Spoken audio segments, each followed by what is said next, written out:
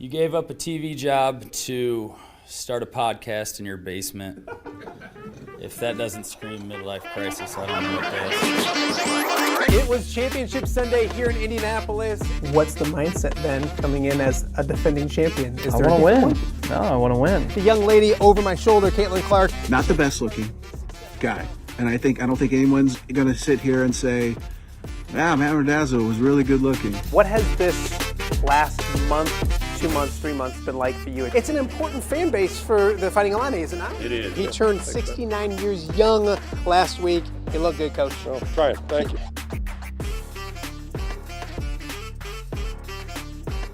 Welcome to Off the Air with Matt Randazzo here on a Wednesday in the Quad Cities, Wednesday, January 28th. Thank you guys so much for joining us. You look outside, the sun's shining, looks like a great day. It's cold still, but great Wednesday. Hump Day, we're going to get you through the Hump Day, get you towards the rest of your work week, and we've got a jam-packed show, a really good show, fun show to get to today. First and foremost, however you're watching the show, thank you for doing that. If you're watching us on YouTube, thank you. If you've subscribed, that's awesome. If you haven't subscribed, please do so ASAP and tell about 20 people that you know about what we're doing each and every day right here in the Quad Cities, off the air every weekday, 10 a.m. It's been a bunch of fun. Also, the YouTube chat is up and going. Great guests today. Great way to be interactive with the show. Great way to complain, tell me things I'm doing wrong, all those kind of things. So be interactive with us and the show as well. We're also live on X. X, as always, has been very, very good to us. Very, very good to us. So if you are watching us on X, same thing. Be interactive. Chat with us. We'll have an X poll question of the day coming up here in just a little bit. Also, we are available on all your podcasting platforms. So whether it is Spotify, iHeart, Podbean, Apple, wherever you get your podcasts, put in Off the Air with Matt Randazzo and check out the show, listen to the show, especially today. Some of the guests, especially Tom Kakert, myself, not much to look at. So always better sometimes to listen to the show as well. And also a special welcome to our viewers in Central Iowa. Off the Air is on every single weeknight at 7 p.m. on the WHO streaming app. So we thank you guys for joining us as well. It's been a fun week so far. We've had Kyle Huseman on, John Bonenkamp, Chad Specht, Jim Madsen, Pat Angerer, Olivia McCorkle, just to name a few. So if you missed any of the shows from Monday or Tuesday, go back and check them out. Throughout today's show, you will hear a saw going on and some work going on. My basement is getting refinished. We got some water in it. So two great guys, a friend of mine downstairs finishing up the basement. So if you hear some hammering and some drilling, bear with us. It's a good thing for me and my kids moving forward. We get our basement back here real soon. Coming up on today's show, a lot to get to. Tyler Tachman and Tom Kakert will join us in a matter of moments. Both of them do a great job covering the Iowa Hawkeyes. There's a big basketball game tonight between USC, 6 p.m. tip. But most importantly, the Iowa football schedule came out yesterday. You knew who they were going to play, but the order, how it looks, the Big Ten opener, all of that, we're going to break it all down with those two, kind of make them give us some way too early predictions on what it might look like next fall for the Iowa football team. I'm on record. Iowa will go 12-0. I will not pick against the Hawkeyes as the pregame host on the radio network. So we'll have those two coming up in a matter of moments. Also coming up on today's show, there's a new football coach at Rock Island High School. Anthony Roome was named the new head football coach officially last night. Approved is probably the best way to put that. He will join us on the show coming up a little bit later on in hour number 1 of the show. So a great conversation upcoming with Anthony Roome, a new Western Big Six football coach, a guy who knows all about the Western Big Six and now getting his start, first head coaching gig at Rock Island High School. Anthony Roome in a little bit as well. And then it's Wednesday, which always means a little Cyclone talk as well with our good friend Jake Brend from the CycloneFanatic. So all that coming up on today's show. As I mentioned, the Big Ten football schedules were released yesterday. When you look at both Iowa's and Illinois, I think the first thing that pops out is the fact that both of them get Blue Buds or elite programs to open the season, and both on the road. Iowa goes to Michigan for their first Big Ten game. Illinois goes to Ohio State for their first Big Ten football game. Also, when people hear the Quad Cities wonder, yes, Iowa and Illinois finally play each other again in 2026. It'll be on November 21st down in Champaign, second to last game of the regular season. So all eyes will be on Champaign, especially from here in the Quad Cities, November 21st. We'll go over that Iowa football schedule today on the show Later this week, we'll go through that Illinois football schedule as well. Also, we mentioned basketball tonight, Iowa at home against USC. Big game coming up for the Hawkeyes. Iowa State is on the road. The women are on the road. They've won 2 straight. They go to a very good Texas Tech team. So see if Iowa State and Bill Fenley and company can win a 3rd straight game. Still no Addie Brown for the Cyclones, which has been a big difference the second half of the season for them. A little NFL news. Somehow, some way, Bill Belichick is not going to be a first ballot Hall of Famer. He has 8 Super Bowl championships, 6 as a head coach with the Patriots, 2 as a defensive coordinator, I believe, with the Giants. That news came out yesterday. Mind-boggling. I can't believe that's actually a thing, but it is what it is. We'll talk a little more NFL later in the show, and then throughout the week as well. Of course, the Super Bowl coming up a week from Sunday. It is the Patriots and the Seahawks in Super Bowl 60. The OTA poll question of the day: who will win more games football-wise next fall? Very simple. Is it Iowa or Illinois? Go to @Matt Randazzo on X and weigh in. Give us your thoughts. But we will start today with that Iowa football schedule that came out yesterday and a big game in Iowa City tonight between USC and Iowa. 2 of the best to cover the Hawkeye beat. Join us on Off the Air. So joining me now to break down that Iowa football schedule, and of course there's a basketball game tonight, a big basketball game at Carver Hawkeye. 2 of the hardest working guys on the Hawkeye beat, Tyler Tachman and then some old guy named Tom. Fellas, thank you guys for doing this. I appreciate it. Mainly Tyler. Go ahead, Tom. Get out of the way. Tyler, get out of the way. No, Tyler's way better than me. He's the best. Are you gonna? He's the GOAT. Everybody's waiting for it. Are you going to show the Dazzler now, or is he going to pop up some other time? Dazzler has already appeared before the show, so he is not. Tyler, we will see the Dazzler again. It is a guarantee. At some point. Well, go ahead. Tyler. Don't let Tom's kind words hide the fact that he was just trashing me before the show started. So he was talking his trash. He was getting his trash talk in. I respect it. Also, Tom, correct me if I'm wrong. I think this might be the first time we've ever been on like the same show together. I don't think it's ever happened. I know. That's crazy. Yeah. Tom is like, in sports when you have like, the rookie has their vet. Like Tom is my vet. He's kind of the one that like the OG that kind of shows me the way. So. But remember, there's always a point where that rookie easily surpasses that old veteran, and the old vet loses it. That's happened. That's happened a long time ago. I think it's already there. Maybe in a decade or so. No, I'll be gone before then. Do I have to congratulate Tyler real quick on Indiana football?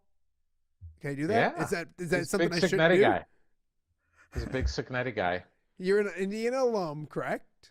Yes. So we will say congrats, although fantastic job on the Iowa beat, obviously, as well. The Hawkeye schedule came out last night, excuse me. And I was going to have Anger on here, but he would just go like, oh, they're going to win every game. We're going to go 12-0. We're going to win by 100. Bring it on.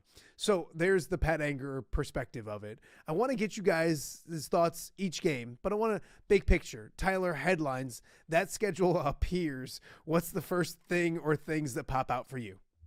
It's very front loaded. The first 3 games of the Big Ten schedule are arguably the toughest games that I was going to play all season. They open Big Ten play at Michigan, come home to play Ohio State, and then go on the road to Washington. So that's 2 or 3 games that are a very difficult stretch. 2 of them in hostile environments. You're going to the Big House, then you're going to the West Coast. That to me is like, Iowa, I think could probably go like 6-3 or possibly 7-2 in the Big Ten, but they could start out the Big Ten 0-3 or 1-2. So it's it comes pretty early for Iowa in terms of the difficulty, and it's not really well spaced out in terms of the tough games, at least on paper. Tommy, it's going to be a new looking team with rebuilding areas. Yeah. Arguably their 3 hardest games, and I would argue maybe their 4 hardest games if you want to start, splitting hairs with Minnesota at Illinois, those type of games. But easily their 3 hardest games lead off Big Ten play, doesn't it? It kind of goes from you're going from like 0 to 100 once that Big Ten season starts.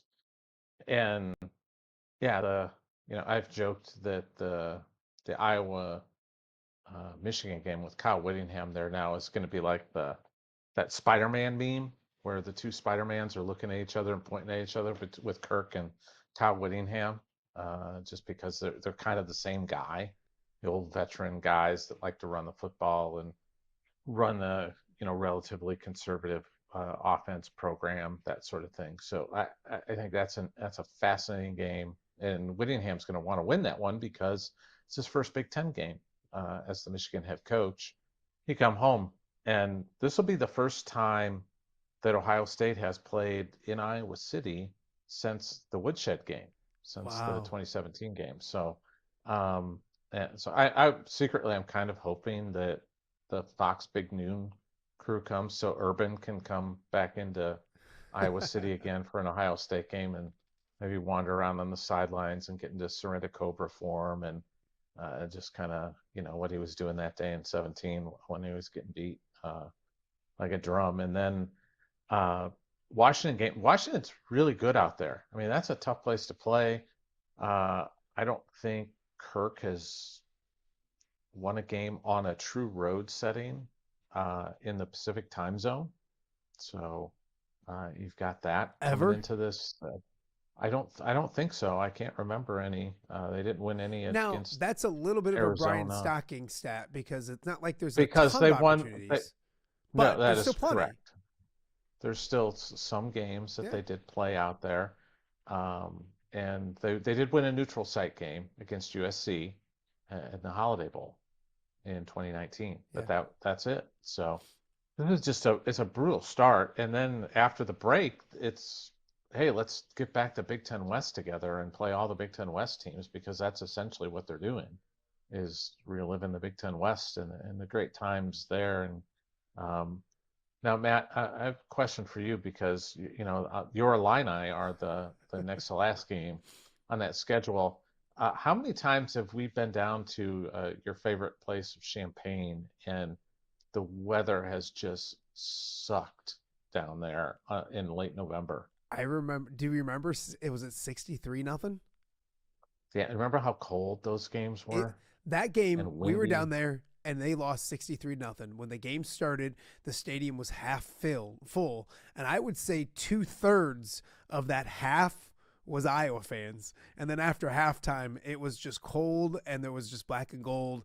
It's a Remember little different the this student year. section? There's like 15 people in the student section. Easily. I think there were more people on the Illinois sidelines than there were in the Illinois student section that day. Yeah. It was like pre-Signetti, Indiana. You're all you're Right, doing is Tyler? trying to fire up. All you're doing is trying to fire up KED is what you're doing. I will say that, like, that, as I know everybody looked at the start of the schedule, and we're going to get into the schedule and kind of go through predictions, but as a Quad Cityan that wants that rivalry around more often, it's been a long time since Iowa and Illinois have played. So that's the first thing I kind of did, was look at when that game was, and when it was second to last game of the year. You know what it was this? You interesting. know what this start kind of reminds me of is the 2009 season. Iowa opened at Michigan, and then played Wisconsin, Michigan State right after that. No, and that's when Wisconsin, Michigan State were really good too. And it was a really tough start. And of course, that team, arguably the greatest team in the history of Iowa football, according to at least one radio analyst, Jeez. went undefeated until Rick Stanzi hurt his ankle. Yeah, no, it was an amazing And year. the defense just let him down that year. Is there another, Tyler? Is there another, like, obviously the start is the headline of this schedule. What other thing interests you after that? Like, everybody's going to focus on that start, and the amount of text messages I gotten from buddies that are like, "Man, what a brutal start." What's the other thing that you're interested in is it the Big Ten West? Is it the fact that it's just the old school Big Ten West? What else stands out to you? Maybe a sub headline. Yeah, no, what stands out to me is the precursor to that Big Ten slate, which is the first 3 games of the season, all non-conference, because that, to me, the way that the Big Ten schedule is set up, it puts even more pressure on Iowa's ability to be able to develop those first 3 weeks in order to be ready for that Michigan game. So you have Northern Illinois, you have Iowa State, you have Northern Iowa. I feel like people, given the coaching change at Iowa State, have kind of like penciled in Iowa beating Iowa State this season, but you have to do that. Iowa's lost the last 2 times against Iowa State. They'll have the benefit this year of playing in Kinnick Stadium, but the last 2 seasons have shown that if you want a legitimate chance of making the college football playoff, the margin for error, it becomes very thin if you can't beat Iowa State and you can't take care of that non-conference schedule. And apparently, especially if Jeremy Hecklinski ends up being Iowa's starter, never started a game in college before, that 3-game stretch, you want to get him as ready and prepared and in a rhythm as possible to be ready for that Michigan game. So to me, it's like it just puts even more of a spotlight on those first 3 non-conference games, because once you get past that, then it's the real deal. So can you get ready? Can you go 3-0 and can you get yourself as ready as possible for Big Ten play? No, that's a great point. Tyler Tachman and Tom Kakert joining us right now and off there with Matt Randazzo. It's the way too early predictions, and I want to make sure that's said loud and clear. This is way too early. This is first glance. I love doing it with the NFL schedule. I always get that NFL schedule and look down. I'm like, oh, hell, the Lions are going 16-1. Like, that's easy. They're going to sweep the Bears. That's easy. Like, those are things that always happen. But this is different. It's more difficult. So this is way too early. Let's start. We'll kind of go quick through the early ones. Northern Illinois at Kinnick Stadium. There's going to be a new quarterback, whomever it is. Tyler, Northern Illinois at Iowa. Let me get the date correctly. God, they got to get these things smaller and smaller. September 5th. Your thoughts? Well, no, yeah, I mean, it's going to be sort of like the last 2 seasons where you're like, what is this going to look like? Because 2 seasons ago, it was Tim Lester's first game as Iowa's offensive coordinator. And then last season, it was Mark Gronowski's first start, which was not inspiring, but it ended up not being representative of what he did in an Iowa uniform, which was a good sign given the way that it started. So, and then this season, it'll be the same thing, a lot of intrigue. Like, what does Iowa's offense look like? What does, in particular, its quarterback look like? So it's going to be a really fascinating start just because of that. And you got Iowa for a win, I'm assuming? Yes, I do. Yeah. Tommy, do you need to say much? No, I'm going to just cut to the chase. It's 3-0. Ooh. They're going to be 3-0, and they're going to be comfortably. The 3 easiest games on the schedule are the first 3 games. Tommy, you're talking about that with Iowa State as well. Yeah, I mean it's a rebuild. It's a total rebuild there. In game 2, do you think they're going to be ready to go? I mean, they'll be competitive, but Iowa should win that one. They're going to be a double-figure favorite probably in that game. I was just going to ask, do you think the line is going to be 7.5, 10, 9.5, 10.5? Probably 10. All right. There's a lot of new faces there. I like what Tom did. Tyler, the first 3. Do you agree with Tom when it comes to 3 W's to start? I agree, and I'll go a little bit further with the Iowa State game and say that I feel like the bigger question is how decisively can Iowa win? Like, can it be a hammering, or are they just going to kind of squeak by them? Yeah, no, I would agree. So Iowa's 3-0. Iowa fans are excited. We hit late September, and it's a trip to the Big House. I've never been to the Big House for a game. I went there for like stopping by and all that kind of stuff. I hear it's underwhelming. I don't know. Tyler, have you been yet, or is this your first time? I've not been. Grandpa Tom has been there like 15 times, 20 times probably. We will go Tyler first. Opener, Big Ten play, Michigan, new coach for Michigan.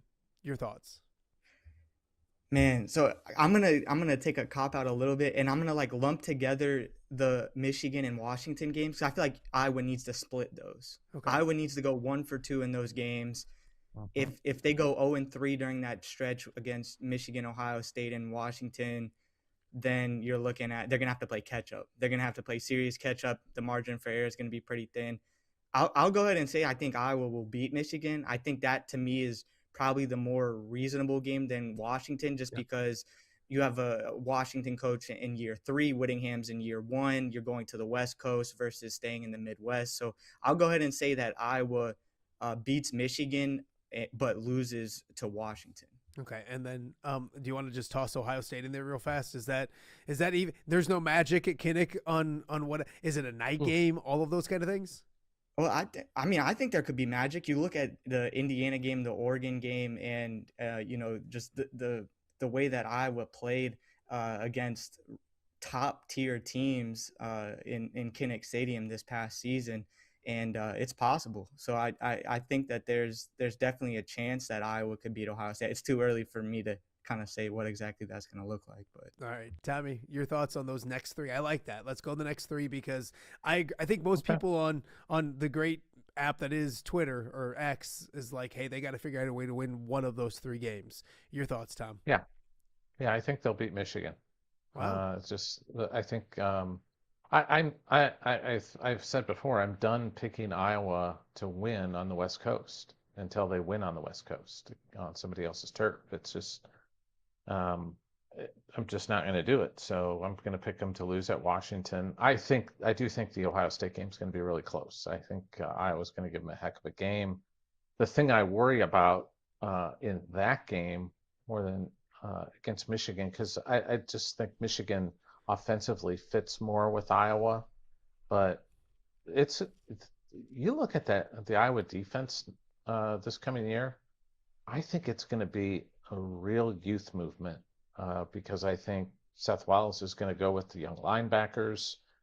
I think the secondary is going to be younger, except that corner and maybe Cash, whatever Lutmer ends up. And I think that's one of the more interesting questions to look at with the defense. But even the defensive line is going to be relatively young, at least in terms of playing experience. So I think Ohio State's just going to be a really tough game. But a lot of this is going to depend on how quickly that defense grows up. I think the offense will be okay. I think it's the defense and what Phil Parker can do early in the year that's going to kind of define this team.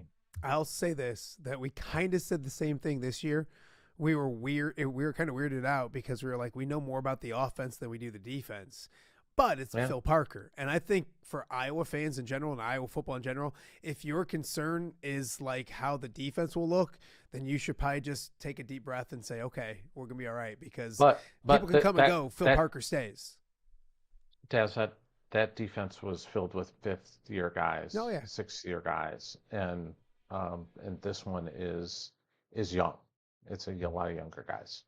But so, I will say though, Tom, that some of those older guys on the defense weren't necessarily experienced in game experience. Yeah, but they've been around a lot. They've just been around the program a lot. They were ready to go. They were grown men, and I think they were ready to go. But like Jaden Harrell, didn't have a ton of experience, and ended up Jaden Montgomery, Carson Shire, guys like that. Yeah, they didn't. But here's the other thing. I think those younger guys are probably more physically talented than those older guys.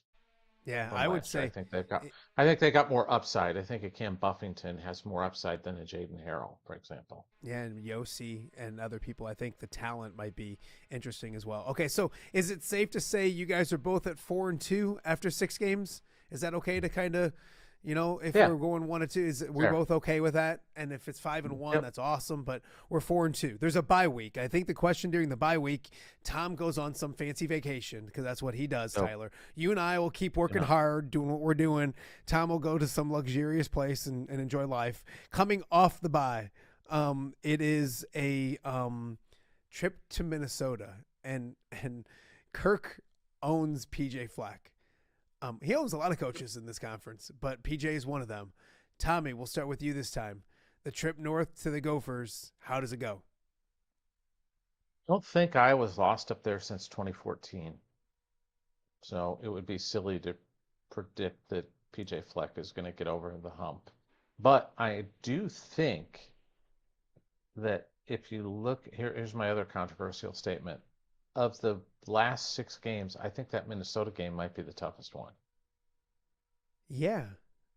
I mean, or Illinois. Ahead on of the road. Illinois. Yeah, Ahead of I would say Illinois. that. Didn't Minnesota do pretty good retaining some of their guys? And I know the safety Well, left. they lost. They lost the safety. Yeah, They lost quite. but Darius Taylor stayed there, right? Yeah, yeah. Quarterback's quarterback. back. I don't know how good he was, but he's back. All right, Tommy's got a W. The thing PJ doesn't do is he tries to play Ferentz ball, but he's not as good as the master at Ferentz ball. That's the problem. It's hard to beat Iowa playing Iowa football. I will say that. Tyler, trip to the Gophers. What do you got? Here's where I see things. I mean, I think maybe Iowa loses one game the rest of the season coming off the bye. That's how. My question is, can they avoid slip-ups in games that they should win? Because last season they did an incredible job of doing that. They won the games that they were supposed to win, and then they lost some of those tougher games: USC, Oregon, Indiana, at Iowa State. But then you go back 2 seasons ago, and they had that slip-up at Michigan State. They had the slip-up at UCLA, where those were games where you come out of those like, man, that was a real disappointment. So my question is, can Iowa avoid a landmine like that the rest of the season? I mean, I chalk them up. I think when I look at the schedule as a whole, like I would probably right now very early pick them 9-3. That's just kind of my gut feel. But there's a lot of winnable games that back stretch coming off that bye. And by the way, that bye comes at a great time because you're coming off of that 3-game stretch, and I was going to have a great opportunity to reset. And if they have guys injured, get them healthy, get reset before that final stretch. But I think 9-3, can you steal one that's going to be difficult, like a Michigan? And then can you take care of business? Can you make sure you don't lose to Iowa State? Can you beat Northwestern, who actually people don't give credit, I think, as much as good as David Braun has done at Northwestern. So, but can you avoid some of those slip-ups that you had 2 seasons ago? And Aiden Childs will be the Northwestern quarterback this year too, and he gave Iowa trouble. So with Chip Kelly as offensive coordinator. Chip Kelly, yeah. I was just gonna say, like, I don't know if Northwestern isn't the sneaky new stadium. Tough game. It's a new stadium. Northwestern is always that team, and I don't know. You go back recently, and probably Iowa's taking care of business, but I go back to the scare that Northwestern gave the Iowa team, with Ricky Stanzi and them. They beat that Iowa team in 2009. I go like, just Northwestern stands out at the team that like worries me, and I think they might be better than Illinois this year. Is that crazy to say that Northwestern might be better than Illinois?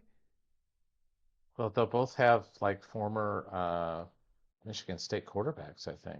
That's true. I think their guy did start there. The Illinois State, yeah. He I started at Michigan State. Give me the takeaway Ohio State and Iowa State. So that's 2 of them, obviously. What's the best home game for Iowa fans left on the schedule? Nebraska. Tyler, agree? Well, yeah, probably. Well, like the best opponent, or like the best game. If I was going to go to a game. If you're a fan, which game do you go to? Nebraska. I would pick Wisconsin on October 31st, Halloween, because Halloween in Iowa City.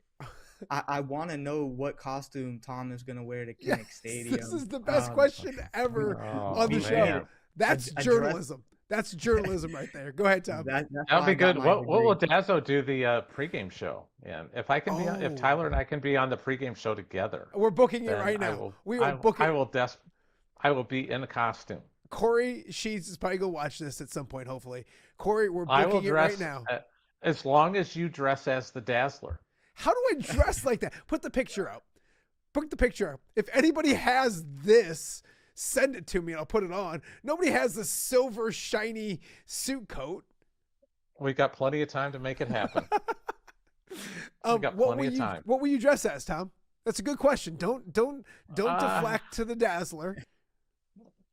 I don't know. That'll be a surprise. Maybe my poll question today should be, what should Tom Kakert dress up as Halloween? Give feedback. What about you? You like Halloween, Tyler. Tyler, I can tell. I do. I like Halloween. No, well, I was on here around Halloween, and that's what I dressed up as Buddy the Elf, and we That's were talking right. about it. Oh, Which that's I got right. Buddy the which Elf. which is a little offensive with my ears, but I'll let that slide. no, well, they gave me ears in the costume. I didn't even need to put them See, on, so I just went with the natural, El Natural. So hey, nothing wrong with that. Hey, you know what, Tyler? Ladies love large ears. I'm just saying. Like, I mean, I'm Yeah. just that's what I've been told. All right, this went way off track. Way off. Oh my Okay, God. we'll bring it back to the Iowa schedule. Hey, can I throw something out there? Iowa has not won fewer than 8 games since 2014. So, you know, for those folks who like to maybe dabble in the wagering world, I'm sure Iowa's going to come out at like 7.5 Yep. for a win total. So, if you want easy money, I'm just telling you, you've made a lot of money betting Iowa over 7.5 since 2014. you use code Kakert on Circus Yeah. Sports to get a profit boost. Yes, profit boost. So we kind of went through all the way almost. Tyler's 9-3. Tommy, are you kind of a 9-3 type of guy? Yeah, 9-3. Okay, do these last two for me just for fun because it is Iowa, Illinois, and that here in the Quad Cities is a big deal once again. Tyler, your thoughts on that game? Way too early, all those kind of things. Iowa goes on the road and gets that win? I think so. I mean, yeah, it's hard to tell. I mean, by then it's like it's almost a matter of like how healthy are you, you know. But the thing that really does give me confidence in Iowa without knowing what either roster will look like, the weather conditions, any of that, is Kirk Ferentz in November, and that you would think that the way that Iowa's schedule is set up, they're going to be put through some difficulties earlier on, and that you would hope that's going to benefit them in the long run and make them better. You know, Kirk Ferentz's teams tend to get better as the season goes on, and you think about last season, like Iowa just kept getting better as the season went on, especially with Mark Gronowski, even all the way up to the Vanderbilt Bowl win. I felt like if Iowa's season would have gone another month, they would have only continued to get better. So I think Iowa will age well, and so I would probably pick them to win. I would completely agree, and I agree with the fact they do. They get better with age, and they get better throughout the season. Tom, Nebraska, last game of the year. Yeah. What do you think? What do you need to know? Yeah. Iowa wins every year. Until you see something different, why would you bet anything? Or why'd you predict anything different? I don't bet anything, just so you know. I know you don't. I know you don't bet college games. Yeah, don't get me in not trouble. allowed. But Tommy's got a little edge to him today, doesn't he, Tyler? This No, is an I everyday thing. I don't know. He's always like this when I see him. I love Yeah. it. Hey, there's a basketball game tonight in Iowa City. I want to talk about that before I let you both go. I feel like this is a very, very important game for the University of Iowa. It's weird because it's a Big Ten battle between USC and Iowa. It still feels weird to me. And I'm not nearly as old as Tom. Tyler, I'll start with you. Your thoughts on tonight's game? It feels like an important game at Carver Hawkeye for them to continue on this right track. Yeah, because I see it as like a separation type game where both of them are in the same neighborhood overall record wise, Big Ten record wise, and it's like, can Iowa kind of separate themselves and show that they're not going to be at the top of the Big Ten this season, but closer to the top and not in the middle of the pack. And, you know, it's similar to the Indiana game. I felt that where it's like, okay, these are two teams that are kind of in similar spaces. Iowa was able to come out on top in that one. And but USC, they're very talented, a lot of size, a lot of length. I want to know, can they defend without fouling? Can they rebound? Can they get to the free throw line? Like, are they going to be able to match USC's level of physicality? And USC has been like really difficult to get a grip on because they went to Michigan and Michigan State, got throttled by both of them, and then recently they lost at home to Northwestern. That was Northwestern's first Big Ten win of the season. Then USC follows it up by going on the road and beating Wisconsin. So it's kind of like it's kind of difficult to know what you're going to get on a game by game basis from USC. But yeah, no, it's a game that, I mean, this would be 3 in a row for Iowa, and you could have a chance to easily make it 4 in a row against Oregon. So a chance to continue that momentum that Iowa's built after that 3-game losing streak. They sleptwalked Tommy last week through Rutgers. I think the week off does them really well. You talked to some of the players. You both talked to players and Brend yesterday. Your thoughts going into tonight's 6 p.m. showdown at Carver Hawkeye? I thought it was interesting that Bennett Sturt said it was better for a mental break than a physical break, and it's just that the grind had kind of, I think, maybe worn those guys down, and might be something to monitor in a couple weeks when they're doing a West Coast trip this weekend. I know Tyler's going to be out there covering things, and it's just going to be a grind to the finish. But hey, Matt, you know what? I looked at Ken Palm last night. Drink Wheezy, and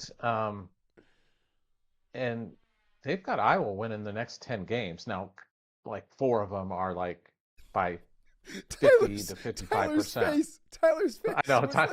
He does. He saw the devil. Ken Palm. They haven't won in the next 10, including Purdue, who your Hoosiers beat. Yeah, they're slipping. Purdue is slipping, man. Yeah. But it's interesting that they have the analytics sites, Ken Palm and Torvik and all those sites have Iowa going on a win streak here. Now some of the, like I said, some of them are going to be close, but Oregon is down. Washington, I think, will be the tougher of the 2 games out there, probably. But if this USC team is tricky because they could come out and play like a top 20 team tonight, or they can just be completely uninterested and thinking, hey, we won at Wisconsin. We looked at like getting a split here. Let's just get back to LA. Tired of this cold weather. Let's get home. So I'm really interested to see how this USC team comes out, because they've got interesting players. I mean, Gilbert Arenas' kid is playing now. It's his 3rd game, but he's a 5-star kid.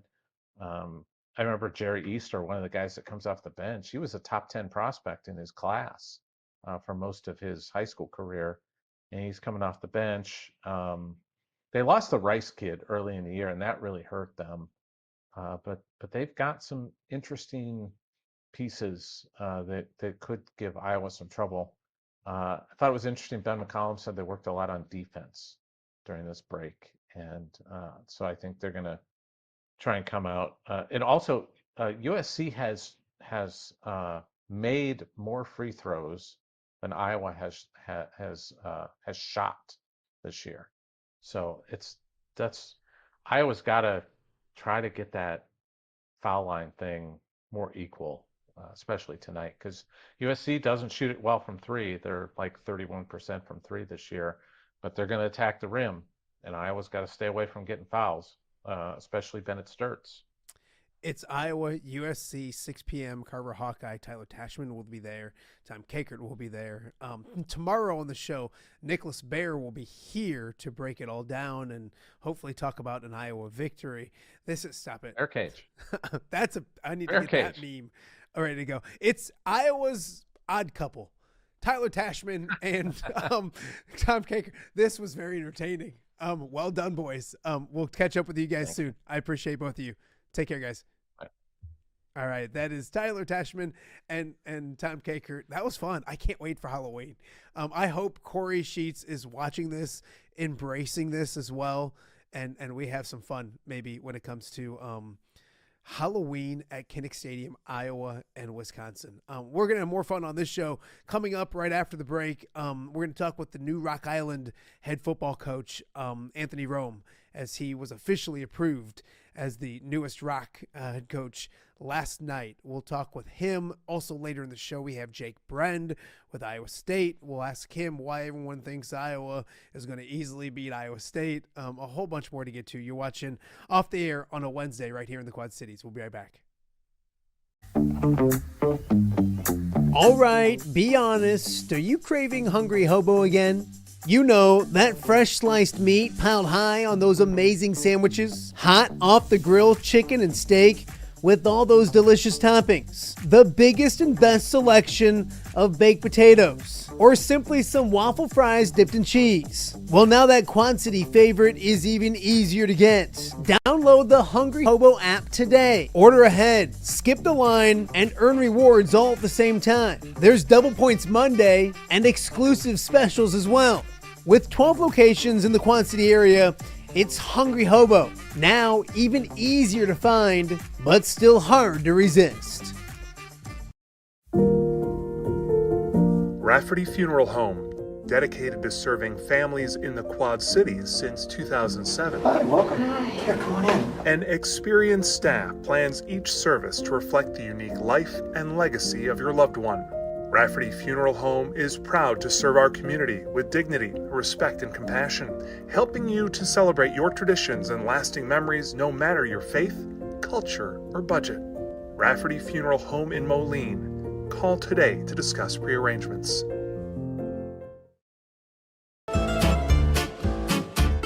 When it comes to quality, convenient pizza, Godfather's Pizza in Silvis has you covered.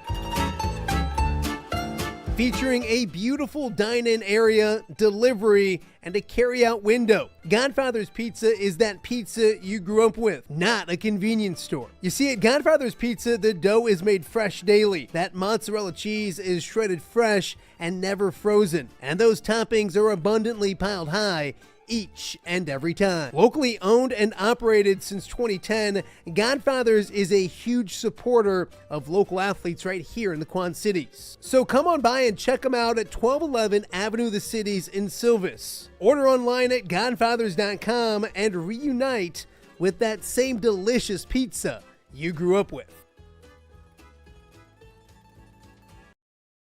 Welcome back to Off the Air with Matt Randazzo here on a Wednesday in the Quad Cities. Anybody who watches the show knows we love football. We love high school football here in OTA, and it feels like it's always football season. Obviously, the Super Bowl is coming up in a couple of weeks. We just talked already today about the Iowa football schedule and already predicting wins and losses for next fall. Football is king, and that's the way it is in the high school football realm of things as well. And there's a new head coach this morning in the Western Big Six, and he's at Rock Island High School. He's a familiar face. Anthony Roome joins me right now on Off Day with Matt Randazzo, the new head football coach at Rock Island High School. When you hear that, Anthony, what goes through your mind? How's that sound? Yeah, honestly, it sounds great, and couldn't be more thankful for the support that I've had, going through it, going through the process. But, been patient, but this was the spot to be, for both my family and myself. No, absolutely. You look at it, a Geneseo grad, Western Big Six is in your blood. You coached in Geneseo. Yep. You coached at Moline. Last year, you were the defensive coordinator at United Township. You're almost knocking out half the Western Big Six now, my friend. But it's a process. Kind of talk about that, because you have to put your dues in life, yeah, but in coaching as well. Talk about the preparation and maybe the journey to get to where you're at right now. Yeah, and I could start even from when I played in high school and being with Coach Johnson.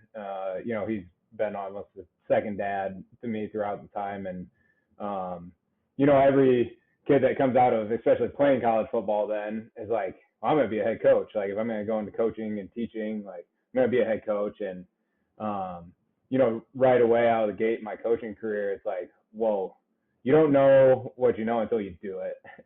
And he taught me that really fast.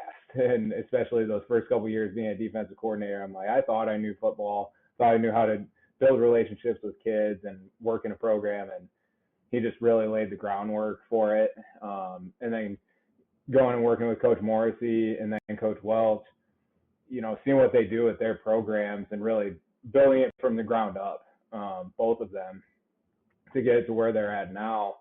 It's like, wow, this is kind of the foundation of how you got to go about things. And for me, that was a blessing, and every time I felt like I wanted to jump on a head coaching job, it was like, not the time yet. Like, there's still more to learn, still more to do. And it just goes beyond X's and O's and stuff. And I was like, when the right job opens up, I'll know. And this was the one. And so it was a process, but I'm very thankful for the guidance, from all three of those head coaches, just in teaching me and, giving me the ability to prove myself too, to a certain point, and giving me some autonomy with the things I did and working with them to get to that point. No, absolutely. Anthony Roome, new Rock Island football coach, joining us right now on Off Day with Matt Randazzo. You mentioned when the job was right. It's Rock Island. It's kind of a duh question because it's Rock Island High School. It's still Rock Island High School. But what was it about this job, this opening, that made it the right job for you, the right fit for you? Not only what you bring them, but what Rock Island presents for you, obviously. Yeah, and obviously we know the tradition, all the way to Coach Boblet, that can't go without saying. Like, what he did with the program when he was there was undeniable. But, obviously being in a community growing up that was around Rock Island when they were in that era, that was like a comparative to Geneseo. And so I was like, I want to go to a place where it feels like the whole community is behind you, to be a head coach and have that support, no matter what the wins and losses have been. It's like I wanted to be at a spot where it had that support all the way top down. And I felt that going through the process. And, I've always told everybody, whether it was dealing with my teaching job or coaching job, I always go where I feel like I can make a difference, and go where, they maybe need a little push in one direction or another. And I'm hoping that I can do that. And, like Coach Morrissey and Coach Wells, they have it going in their direction. It's like, I want to go be an influence on young men, young ladies, and within the school as well. So that was really what attracted me to Rock Island. You look at Rock Island, you mentioned the tradition and Rocky Stadium and the logo, all that kind of stuff comes with it. Oh, yeah. You mentioned Coach Boblet, somebody that you know of really well. And there's been great coaches since. It hasn't been wins and loss wise great of late. And from the outside looking in, it's a program you've seen, and you see the good and the bad that comes along with it. Is that one plus about taking the job, is that you kind of know what you're going into? You've played against them. You've been in the conference with them. Obviously, 2 wins last year, 1 win the year before that. Work to be done at Rock Island High School. Yeah, and I think, and I've had a lot of respect even going up against them, from, Coach Hammer, Coach Fritz. Like, it was always respectful of that they're still Rock Island. And even if the wins and losses don't add up, like, they're still going to show up every Friday night and give you your very best. And obviously it helps when you're playing rival schools. So, but I think the thing that I've seen is, you got to embrace the process, beyond just the Friday nights too. And there's got to be a standard that's set, to have a 1-0 mentality. That's what I've preached, the last several years as a coach, is you have to learn to go 1-0 every single day. You can't just show up in the fall for fall camp and then show up on Friday night and expect to win. And I think, I've talked with Coach Scudder a lot. He's been a good friend for a long time. And I know if he's saying that the kids are hungry to win, that is 100% true. And I'm like, okay, then that's something where I can go and help, and we can work on this standard and the kids will buy in. So I'm very confident with that. You mentioned Coach Scudder, and then you look at that building, and you're going into a building that has Coach Polite there, who's won a lot of games, and Coach Henry Hall, who's won a lot of games. And you talked about Jake, but the others as well. Do you go in there and talk with and pick their brains? And I joked on yesterday's show, don't pick Henry's too much because I don't know how much brains left for Henry. But do you go in there and kind of embrace what is in there and kind of learn from them along the way as well? Oh, absolutely. I think, lack of a better term, I'd be dumb not to. Like, that's with where they have their programs and have had their programs, it's like they've obviously figured out and the inner workings of the day-to-day process for their own programs.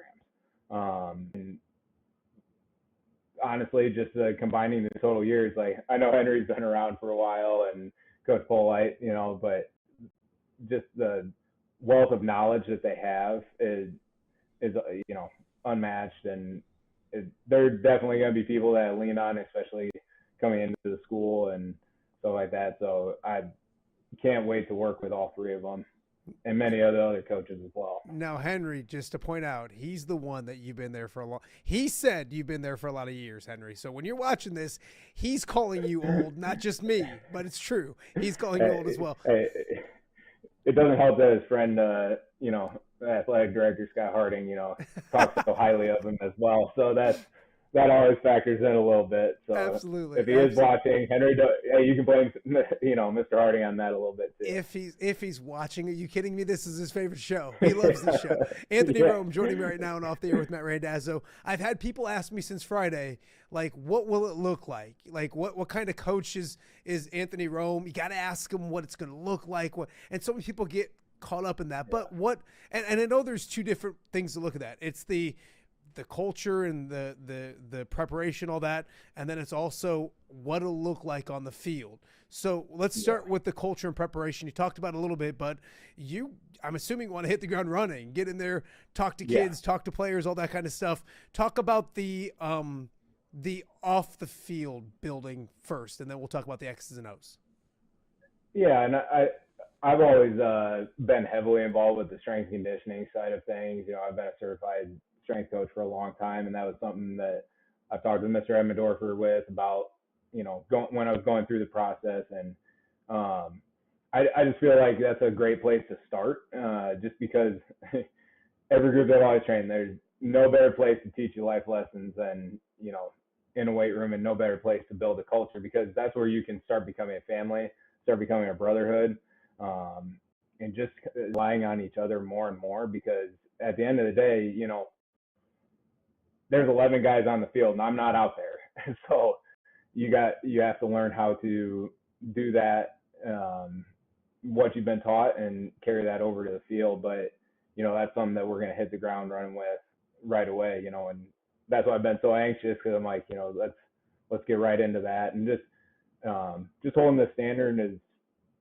throughout the day-to-day in school too. Like the culture is, we have them for practice for 2 hours out of the day. They're in school for 8.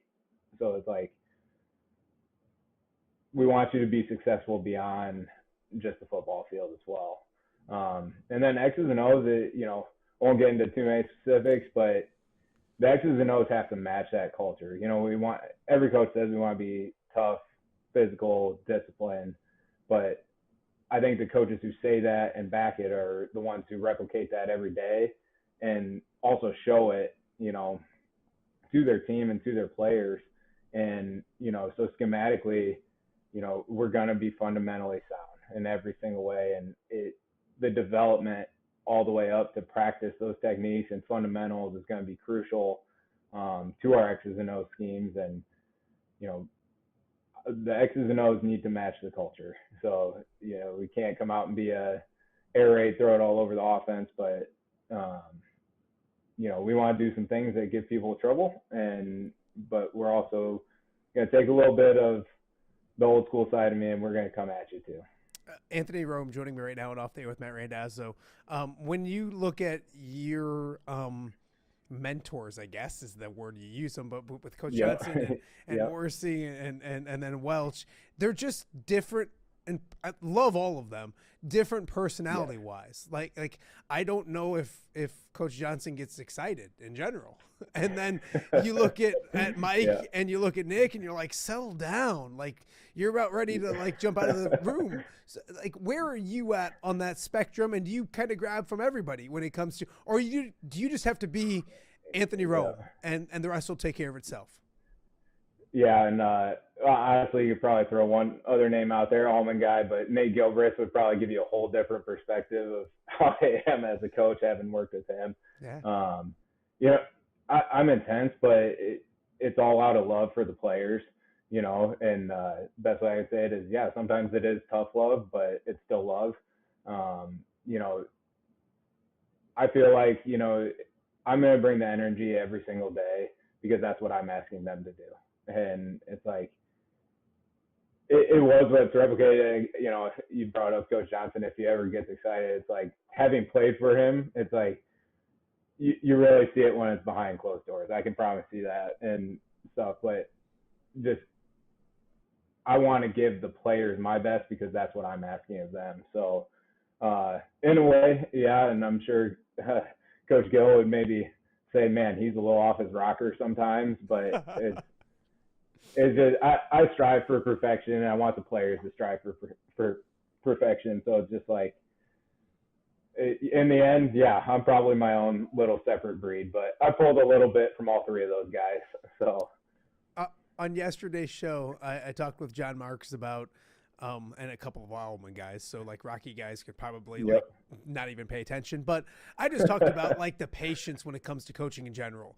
And, and there's so many people that want quick fixes and instant satisfaction and all of those kind of things. Kind of talk to that because things don't turn around so quickly. I mean, you talked about building a culture and all those kind of things. How important is it for fans to be patient? And I'll say on the top of that, Rock Island fans that have been, you know, not happy over the last couple of years, that's a good thing because you have a fan base that wants good things and wants excellence and all those kind of things. How do you balance that? Because there has to be some patience in this as well, doesn't there? Yeah, and I think the patience, you know, I always like to try and relate it to teaching and patience. You know, like by trade, I'm a special education teacher, and a lot of the fixes, and I've been at a behavior school for a long time, the fixes don't happen overnight, but the more you can develop the relationships and the faster you can develop those relationships, like I truly care about every single player or student that I work with.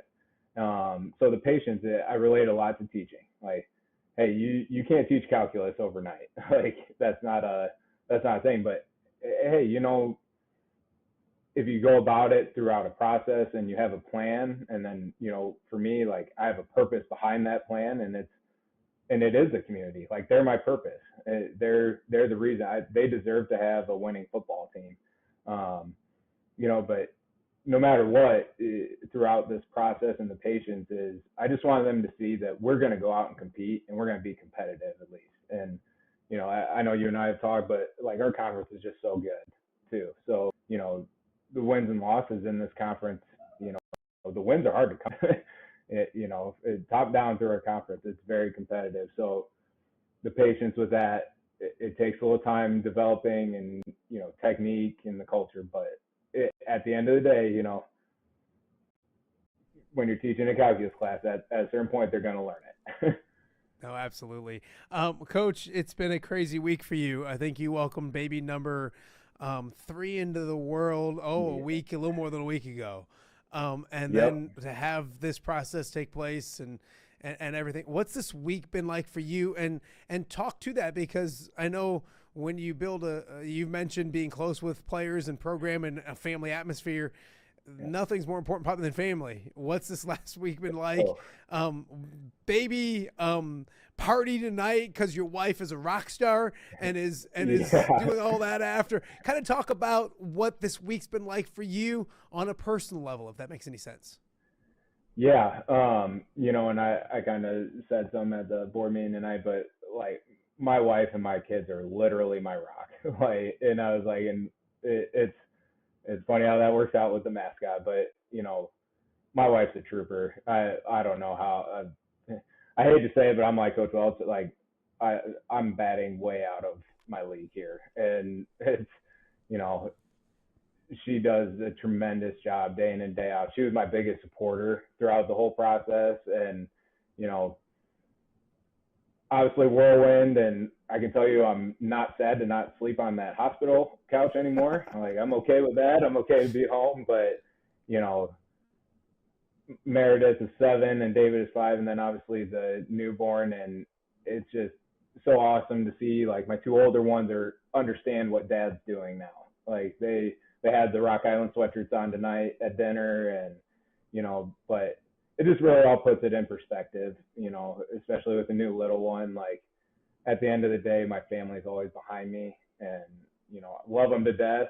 And I'll take a few less, hours of sleep and stuff like that. But it's like, hey, during off season in football, I don't sleep very much anyway. So, but yeah, crazy week. But my new little one is great. She does sleep a little bit more than the first two. So I'll take the small victories right now. No, take the small absolutely. victories. That's well said, Coach. I always say my wife is brilliant. She's a genius. She's flawless. Her only flaw has been her choice of men. She's awful when it comes to choosing men, but other than that, she's always right and does a great thing. I want to take that a step further. I found out there's some knucklehead that's your father-in-law named Sergio. Yeah. Like, I know you want to keep that on the down low. I know he's a little embarrassing and all that kind of stuff, but do you claim him? Well, so honestly, we brought up Coach Polite and Coach Hall, and I'm like, I may not want to tell them who my father-in-law is because they've had him probably for so many games, and I'm just like, oh no, they're not going to want to know, but it's pretty funny because of the number of people who do know him and, his outward support for it too. He's been a Rock Island person for a long, long time, and having his support and has always been great. And man, you should see us at the family gathering. A few conversations back and forth. It's pretty fun. Maybe, hopefully, Coach Polite and Coach Hall maybe thinks this helps. They might get a whistle go to their way every once in a while. He takes his officiating so seriously. I'm like, guys, I would love to try and help, but he won't listen anyway. You know what? Sergio and his crew are some of my favorite people. Kevin and Don Umlander are my favorite people. Yep. So they've done it for many years, and I'm sitting here trying to make fun of referees. Anthony, I don't know if you know this, and I won't get into the big story, but I got a technical coaching a 5th grade basketball game a couple Sundays ago. And all I said was travel. I kid you not. I said travel, and I got banged early. Anyways, we won't get into it. It's not one of my highlights. Don already yelled at me, but I believe that it was a quick trigger, to say the least. Before I let you get out of here, I want to have some fun with you. I always ask some goofy questions. You celebrated tonight with a nice dinner, all those kind of things. When it comes to the Quad Cities, maybe even Rock Island, since that's what the sweatshirt probably says, where's the place to go? If you're celebrating or you want a great meal, your favorite place to go eat, what are we doing? Where are we going? Oh man, that's tough. I love Tanglewood, I would say, even though it's on the Davenport side, but honestly, the Riverfront Bar and Grill where we went tonight, right down there by the river, that's it's a hidden gem, man. We've thrown a couple, baby shower type deals down there, and Kylie knew that I love that place, and I'm like, I'm in. Like, you picked a heck of a spot. So one of those two probably on top of the list. So. I love it. Are you superstitious? And if you are superstitious, what are some of the superstitions that might be following you to Rock Island High School next fall? Yeah. I would say, number one's always the music that I listen to on the bus ride there. I've been doing that since high school with a couple of teammates. We always listen to the same stuff. We didn't have like the wireless ones I'm wearing now, so we shared the, the cord one and stuff like that. And then, I carry two little things in my pocket every game from previous players, just to remind me that, it goes beyond the field. And, those are kind of always ones that two little tokens that I hold on in my pocket during a game that, crunch time of a game when it's coming down to a field goal or a certain drive, I'm sitting there and just squeezing those tight. And those are my big superstitious things, I would say. I wouldn't be a journalist if I didn't ask you, what's the music? Like, what's the pick to click when you're listening? I go back and forth. I would say, country music's kind of my number one, but, I've actually said one of the best way to connect with the players is to, listen to some of the more modern music. So I usually, I use the Spotify and hop on there and I'll type in like pregame hype music, and shoot, it's got some of the stuff that they listen to. I'm like, this isn't too bad, but we were Boys of Fall. That was right when it came out when I was in high school. So it might tell you that I'm getting a little older now. So that's always the one I listen to right before we get off the bus. Yeah, you're starting to be that old guy. You're talking about music of today. Trust me, it's a slippery slope, Anthony. You start talking like that. I'm not catching Coach Morrissey and Coach Welch yet. They're always going to be ahead of me. So I got that right for me. I like it. If you could have dinner with one person ever, dead, alive, it's your world. We can make whatever happen. Who do you want to have dinner with and why? Whew. Oh man, I go back and forth on that one because I'm actually a big Steelers fan. I know you're a big Lions fan. Yeah. I would say, alive. I would love to. And I know he recently resigned and stuff like that. I would just love to sit down and talk with Coach Tomlin. Yeah. Just one night. Just what he does and as a standard and how he's a leader of men is just like. Is crazy what he does, but he's definitely up there for me, and not just because I'm a Steelers fan, but I follow everything that he's done the past 19 seasons. But dang, that's a tough question because John Madden's probably up there too. Yeah, just to pick their brains. I love it. So, I love it. All right, last question for you. I gotta let you go here soon, but yep. And I've enjoyed the heck out of this. Anthony Roome, new head football coach at Rock Island. Have you started preparing for the Western Big Six Coaches Banquet? Obviously emceed by one of the most talented and quick-witted individuals ever. Have you started? You've been to them. Some bigger banquets. Yeah. Have you started thinking about ways to make fun of guys that you used to coach with?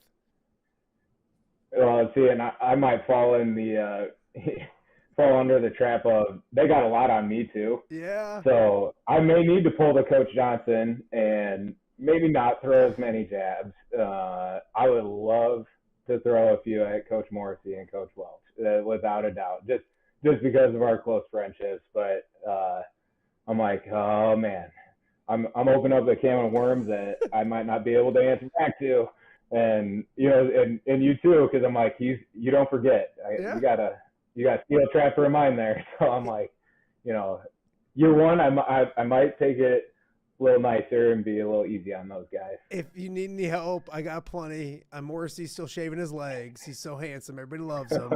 Coach Welch, all that kind of stuff. We can definitely take care of you when it comes to that. And when it comes to making fun of me, and I love it, but the ears are low-hanging fruit. That's being lazy. That's too easy gotta be to creative. do. Yeah, you got to start getting a little more creative, all those kind of things. We could talk about your golf game or something like that. Probably. So you've been to the outing a couple times. I have. I was actually, before we had to move on, I was going to say, you better put me down. We're going to, Rock Island will have a team there. Wow. And I will be golfing. I'll be golfing on another coach in the Western Big Six. But, Mr. Morrissey, I won't. Hey, we could have Team Rock Island against Team UT. I mean, that could be a thing. Put us right by the same hole. I don't know how it'll end. But. Is that a challenge to Coach Welch right now? Is that a challenge? Man, I just get a little leery because I hate to admit it, but he's a better golfer than I am. So, wow. And he stacks his team. I'm not naive to that. He stacks his team because he goes for the win, and he'll probably put Harding on there, and who will be teeing off from the senior tees anytime soon. So, yeah. Scott looks good these days. I just saw him on Tuesday night over at UT. My goodness, he's making me look bad. Anyways, I appreciate it. I'll get you. We're going to follow up on that because you'll be at the outing. I love it. Guy Randazzo Memorial coming up June 20th. We just made sure of it the other day. So, hey, I appreciate you. Congratulations. We'll do this again in the fall. Get some sleep, all those kind of things. Enjoy those kids and get ready for Friday nights in the Western Big Six. We'll catch up soon. Hey, really appreciate it. Thank you. All right. That is Anthony Roome, new head coach at Rock Island. That was a lot of fun. And that's the cool thing. And he mentioned it when it comes to the Western Big Six. A lot of really good head coaches when it comes to talent and coaching, all that. Good people, good dudes, and fun as well, which I enjoy the most. So we got much more to get to. You're watching Off the Air with Matt Randazzo on a Wednesday right here in the Quad Cities. We'll be right back. Give me the keys. Learning to drive can be stressful for both the student and, yes, the parent as well.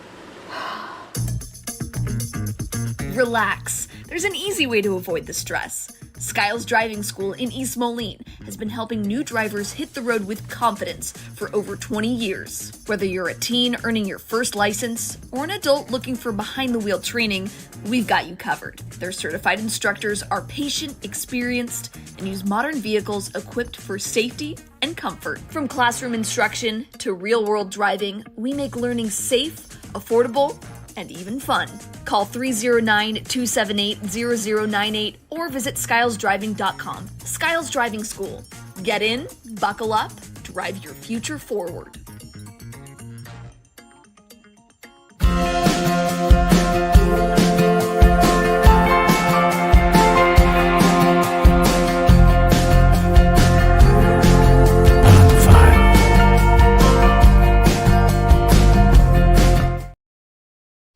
Welcome back to Off Day with Matt Randazzo here on a Wednesday in the Quad Cities. A busy Wednesday on OTA. We're talking college football, high school football, new coaching hire at Rock Island High School. And it's Wednesday, and everyone knows if it's Wednesday here on OTA, we're talking Cyclones with our good friend Jake Brend from the CycloneFanatic. Thank you for doing this as always, my friend. How's your week going? How's your Wednesday? It's good. It's been an odd week. Iowa State's playing a rare Thursday game. So we had a rare Tuesday availability. No game last night, no game tonight. The Cyclone women do play tonight, but it's definitely been an odd week. Not a bad thing to not go to the Hilton Coliseum parking lot when it's negative 10 degrees out. Yeah, that's not a bad thing at all. Jake, you look at, and we'll start with the Iowa State men, because last week we talked and they had lost 2 straight, and you know the sky is falling always when you lose anything. They found their footing last week. Since we talked to you, 2 victories, Cincinnati an easy one, Oklahoma State this past weekend going on the road in Big 12 plays, never easy. We kind of talked last week that this was a stretch that they could get right. What did you see from Iowa State last week that you liked as they got back on track a little bit? Yeah, it was more about them than the opponent. And that's kind of what the deal had been this entire rut, if you will, where it was Iowa State was not dictating the tempo. They were not playing like they were the number 2 team in the country or how the number 2 team in the country should play. They were letting the other team come out, dictate how the game was going to be played. And Iowa State did not let that happen last week with Central Florida at Hilton or on the road at Oklahoma State. They pretty much played 3 great halves all in a row. Kind of let it slip in the second half in Stillwater, but you build a 30-point lead. It doesn't really matter what happens in the second half. So Iowa State found out what they've got to do to be them, and it's pressure the ball and move the ball. And I think as long as they're doing that, the Cyclones are the team that we thought they were.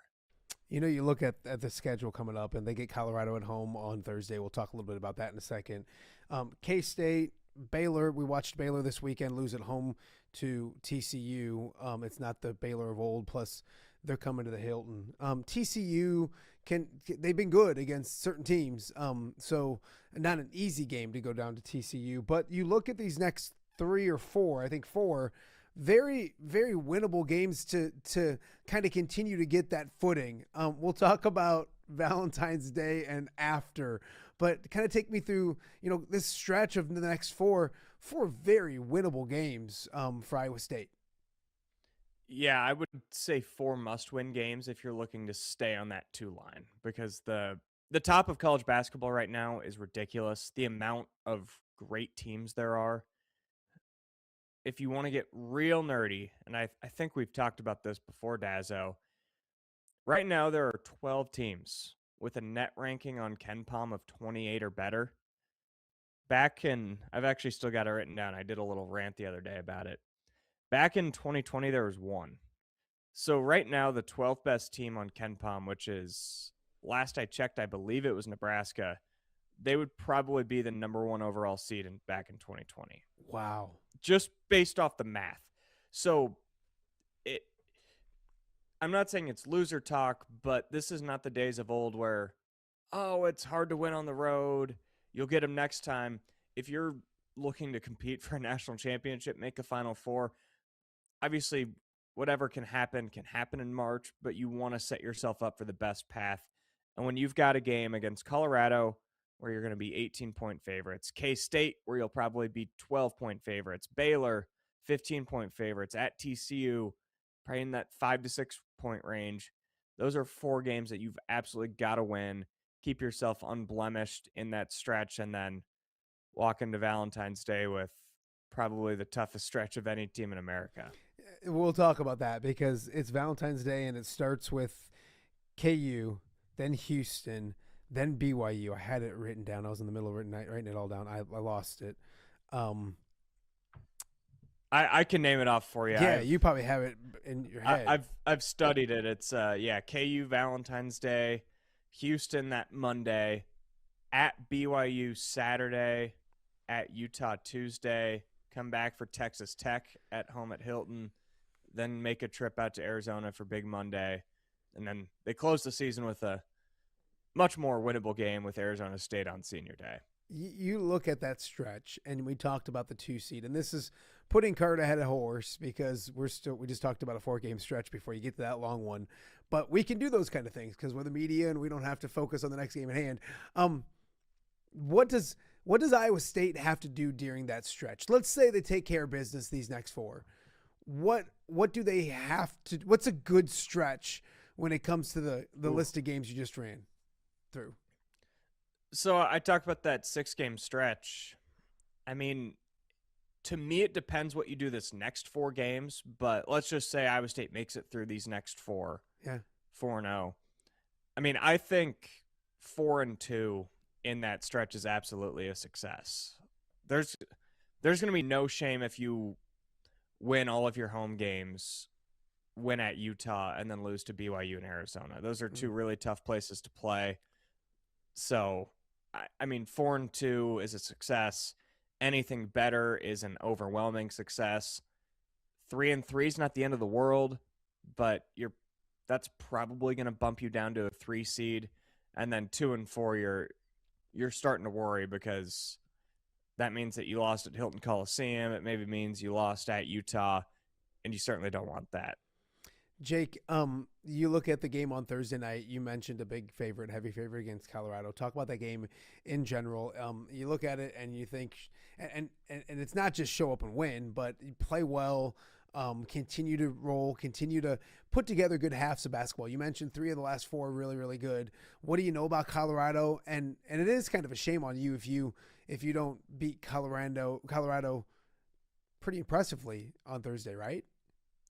Yeah, they're not a tournament team. They are better than last year. It's almost like a throwback to 2005 because they were a young team last year and kept pretty much all of their pieces, and all of their pieces have gotten gradually better, and they've brought in some good freshmen, but they are still just quite a bit behind a lot of the teams in the league as far as talent goes. But Tad Boyle is a coach who's been doing it a long time. They took Tech down to the wire in Boulder. They took Kansas down to the wire in Boulder. So this is a capable team, but Iowa State is favored by 18 for a reason. And when you can get them in Hilton Coliseum, I'm not just looking for a win. I'm looking for them to come out, start the way they have the last 2 games, hit some shots, play some defense, move the ball, and walk out of there with a comfortable win on Thursday night. Jake Brend from the CycloneFanatic joining us right now and off there with Matt Randazzo. Jake, I know you're a college basketball dork, and I say that with full respect. I too am a college basketball dork. Cheers. Who's the best team in college basketball right now? Arizona.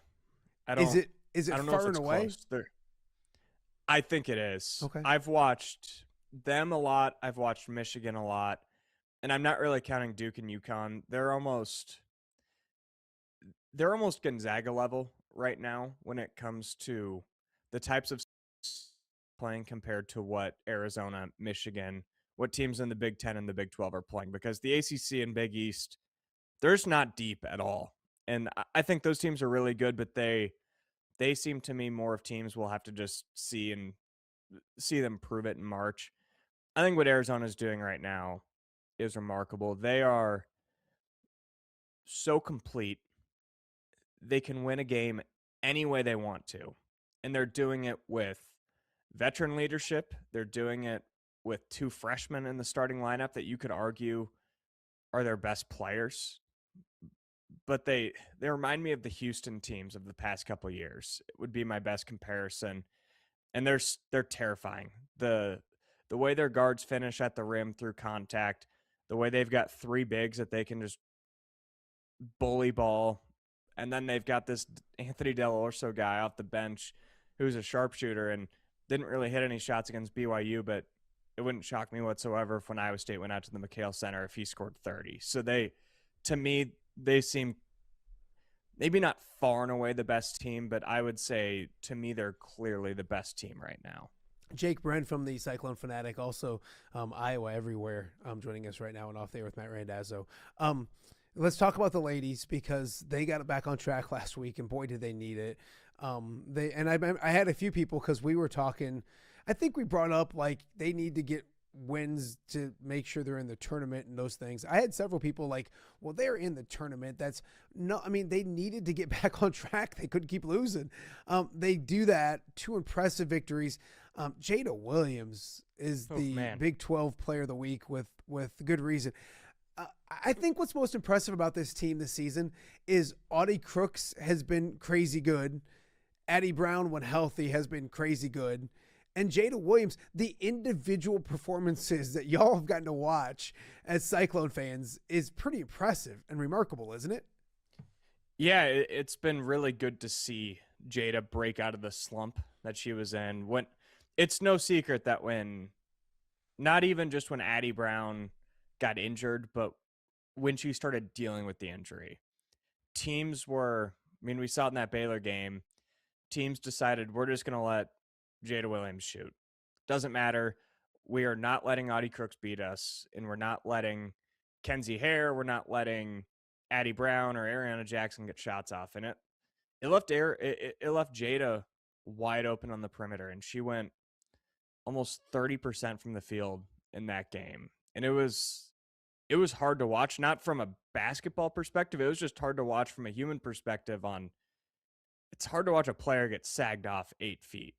And to watch her come back full circle a few weeks later and shoot 70% from the field for a week, average 34 a game in that stretch, and get the team back on track with back-to-back wins, it was really cool to see, and just a great moment for Jada, who is playing right now like the team that I think fans expected. And honestly, playing like the player that was there in November and December and hit some confidence issues, and now she's back.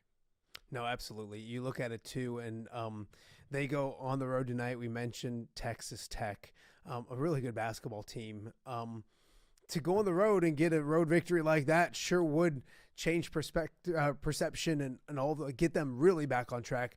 Talk about tonight's matchup, a tough matchup on the road. But when you look at Iowa State, when you bring Audie Crooks to an arena and Jada Williams the way she's playing, they have the ability to beat any team at any point. Obviously not healthy right now. Your thoughts on tonight's game? Yeah, it's going to be tough. And Bill Fenley alluded to it and just said, yeah, a month ago we might play let's go beat this ranked team on the road. Let's do the rah-rah speech. And he said, just the reality right now is we've just got to focus on getting better and playing with each other. So reading between the lines to me tells me that Fenley doesn't think there's a great chance they go into Lubbock tonight, because Iowa State is playing better, but we are not that far removed from that 40-point loss at Oklahoma State. And they were able to beat 2 teams that they absolutely should have beat. Cincinnati and Arizona are not good. So it's good that the Cyclones are feeling good going into this game, but it's still going to be a big uphill battle. The good news is I don't think it's a coincidence that Iowa State was able to blow out those 2 bad teams with Ariana Jackson back in the lineup. You hope that she can be the difference in maybe a blowout and keeping the game close. And like you said, when you've got Audie Crooks, you've got a chance. And you never know what night she's just waiting to go and get 35. No, absolutely. Is there any update on Addie Brown? No, not yet. It's a back issue, so it's just Is there a thought process of, hey, we'll rest it and then try it later, or do we just don't have too much information right now at all? I would guess that's the strategy. I'd guess they're going to do anything they can to get her back for the Big 12 tournament, for the NCAA tournament, but they've been keeping it pretty close to the belt. I just know that when it was announced that she was out, and it maybe came as a surprise to the fan base, that it seemed like this was not just going to be a 2 or 3 week issue. That this could be a while. Jake, I want to finish with some football. And it's funny because for so many weeks, it was like, oh my gosh, Jake, let's talk football. And like the amount of information and the amount of things going on and all that kind of stuff was ridiculously at high level. Has it gone from like going 180 miles per hour to like kind of slow down pretty slow? There's not a ton going on right now, is there? No, not really. Which is okay for you, right? On, like that's yeah, okay. The most going on was we met Jimmy Rogers last week. That's so right. Your thoughts? Getting to know him and getting to talk to him was definitely a big development. I like him. He's I'd say as far as media goes, he's a lot closer to TJ Otzelberger than Matt Campbell, where he doesn't buzzword us to death, and there's not a lot of coach speak involved. He's just he almost talks like a wrestling coach is how it feels. He's not very polished, which I like. I think that's good for us. Well, for people like us that aren't very polished, like that's probably a good thing. Neither of us we are fit polished. right in. Yeah, right. So yeah, I like him, and some big takeaways from that, I guess, would just be that he didn't shy away, that he was really pleased with how the roster building went, and said he was very surprised at how fast the offensive line came together, and how excited he is for that unit. I just thought he's a pretty genuine guy and doesn't do really anything other than football. And I guess that's kind of what you want in your head football coach, right? He didn't say Google me or anything like that to you guys, or I just win or anything? Nope. Not quite to that point. Purdue sucks. Michigan sucks. It's crazy because I've sat here this week. We've had new football coaches in our area, high school wise, and I've preached like patience, and I even like say and you look at the NFL. What was it? I think in 2022 or 2023, which was 4 years ago, whatever 4 years ago is. There were 10 new coaches in the NFL. Only 2 of them remain now. 4 years later, wow. Which is wild. And then like it's that way. And so I sit here and preach patience with coaches, and I think Iowa State does have to have some patience. But then you look at like Iowa scrapped the roster basketball wise last year, and they're arguably better this year than last year. Indiana's an anomaly, but it still happened. Like, talk about that when you look at Iowa State, because yes, there's patience when it comes to getting your program and yourself a foundation, all that kind of stuff. But you just mentioned he's excited with the way the roster building was. It's not, rebuilding, it's rebuilding the roster, which is, there's a lot of ways to do that these days, isn't there? Yeah, it's completely different than a decade. There's no more 4-year plan in college football, because if you have a good recruiting class your first year, but the team sucks their first and second year, those players aren't going to be there for year 3 for the most part. It works completely different than it used to. And honestly, the Big 12 is much more of a level playing field now than it used to be. Yeah, you've got Texas Tech and BYU spending all this money, but it's still, Iowa State's still a lot closer to the top of the league now than they were a decade ago when Texas and Oklahoma were in the league. So Iowa State's not alone in this. West Virginia, they're in a second-year head coach. They've also overturned a roster of 50 players. Oklahoma State has a new coach. Utah, new coach. K-State, new coach. Those teams are all on their schedule. So this is not just an Iowa State thing. And for what it's worth, I think Iowa State's going to be pretty good. I think their win total is probably going to be 6.5. So Vegas is going to predict Iowa State to be right on that line to make a bowl, maybe not.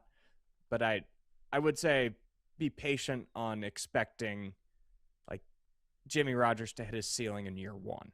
That's the caution. Yeah, I gotta ask you, because the Iowa schedule came out yesterday, and it's amazing. Like everywhere you look, it's like win, win, and win to start the season. And I know that Iowa fans are excited about their team and they look at a rebuild in Ames. Does Iowa State fans, and I know there's no love lost between the two, do they notice the fact that like it's just feels like everyone's just expecting Iowa to beat Iowa State and maybe even handily this year?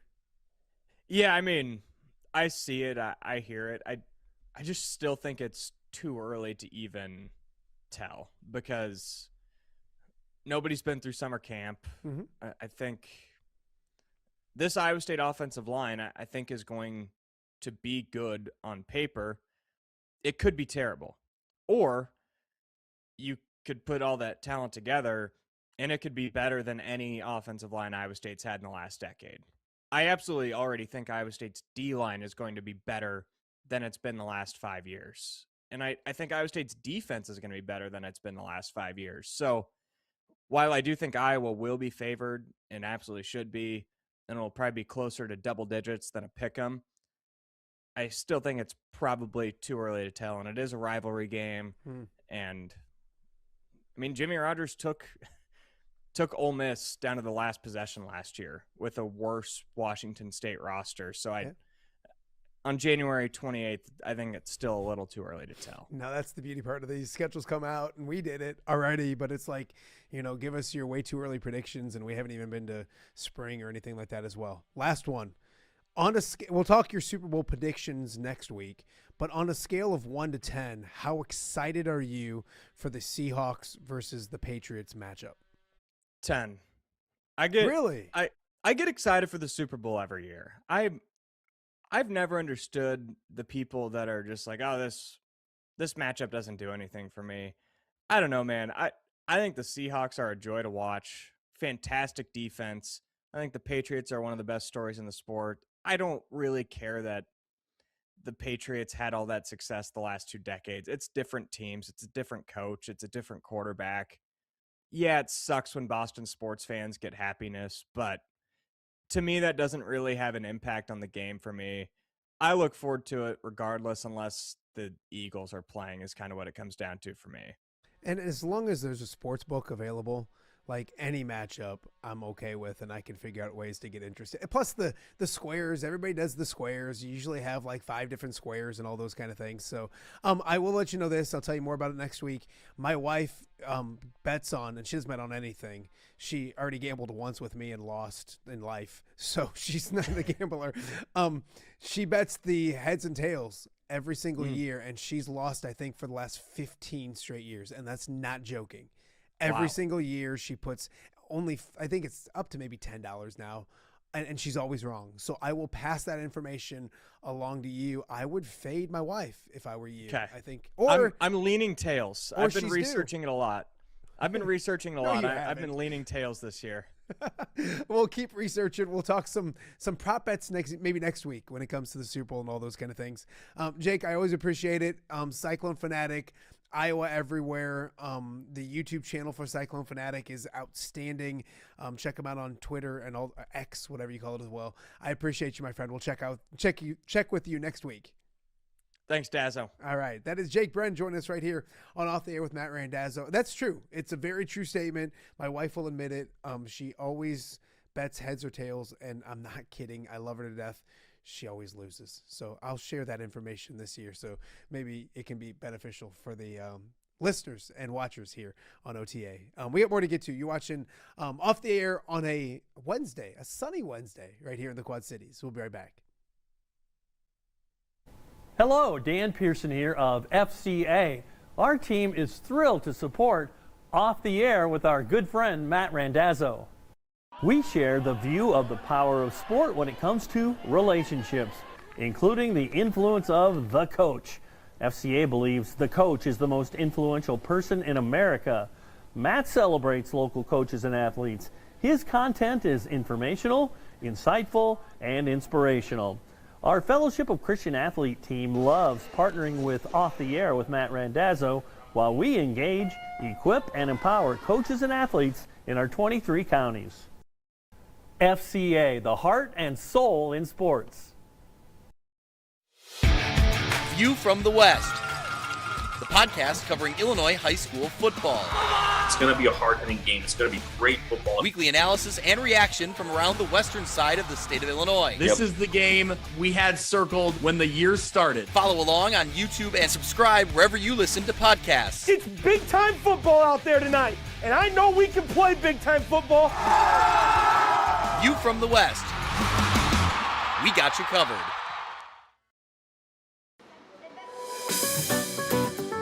Are you looking for the Quad City's best chips and salsa? There's only one dude to turn to. Right on. Snoop. Hand-cut chips, fried fresh with that crunch you've come to love. And the most addicting salsa with delicious fresh ingredients each and every time. Pick up your chips and salsa, queso, enchiladas, and much more at the Stern Center in Rock Island. To place your order, simply call the man himself. It's Snoop at 309-314-8197 and find out for yourself what the rest of the Quad Cities already loves. Welcome back to Off Day with Matt Randazzo here on a Wednesday in the Quad Cities. Happy Hump Day. Hopefully everybody's work week is going fast and they can get ready for the weekend quickly approaching. No NFL football this weekend. There's a Pro Bowl or a Pro Bowl competition or whatever, but of course it'll be the lead up to Super Bowl 60 coming up next weekend. It is a big weekend when it comes to sports as well. Plenty of college basketball. Lots of great stuff. Great Friday night of high school basketball. Rocky Moline will take center stage at Wharton Fieldhouse. Huge game in the Western Big Six. So a lot to get to when it comes to the high school side of things. Also, Royal Rumble is coming up from Saudi Arabia this Saturday. It's an awful start time, 1 p.m. start time. So I'm going to wait and watch it later at night with my boys, my kids, and then my friends as well, and have a good time. But coming up later this week on Friday, we will preview the Royal Rumble as we get ready for what should be a fun Saturday of professional wrestling.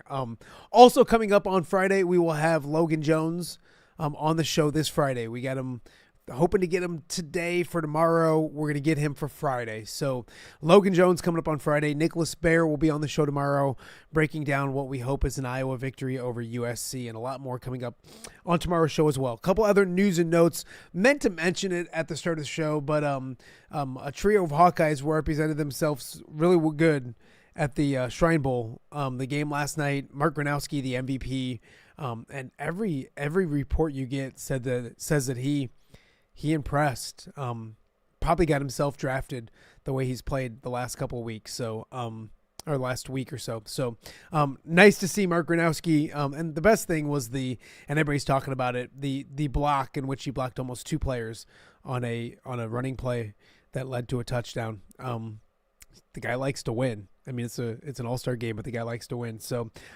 breaking over the last couple hours, excuse me, Todd Monken is officially the head coach of the Cleveland Browns.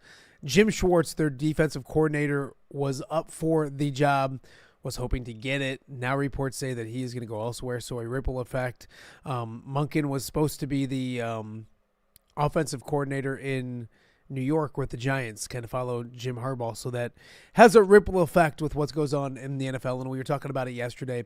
The NFL is king. You have the Super Bowl coming up, but then right after that, you have Senior Bowl stuff, all of those kind of things. The NFL draft, we are, 6 weeks away, less than 6 weeks away from the opening of free agency. The draft comes in April. Schedule reveal is the month after that.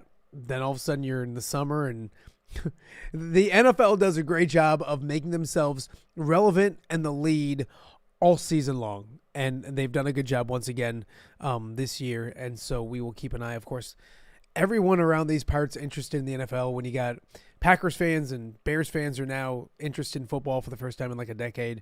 And the Vikings and the Lions are good, and Chiefs are always. So obviously the NFL continues to be king. We'll continue to look ahead and preview the Super Bowl next week right here on Off There with Matt Randazzo. Should be a bunch of fun with that as well. I want to thank today's guests.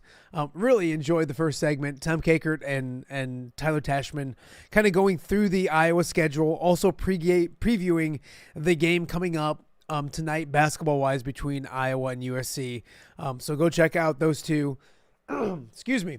We also had a good time catching up with and getting to know Anthony Roome, the Rock Island head football coach. He was a player at Geneseo, coach at Geneseo, coached at Moline, most recently the defensive coordinator at United Township this past season. So plenty of experience inside the Western Big Six. He's now the head coach at Rock Island. If you missed that interview, you're a high school football fan, go back and check that out as well. And then, of course, on Wednesday, we have Jake Brend talking Cyclones as well. So, again, Nicholas Bear tomorrow on the show and a whole bunch more. Hopefully you enjoy your Wednesday.